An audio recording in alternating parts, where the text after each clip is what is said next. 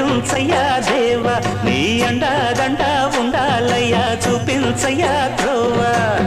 పిండి వంటలారగించి తొండమెత్తి దీవిల్చయ్యా తండ్రి వలె ఆదరించి తోడు నీడ అందిల్చయ్యా ఓ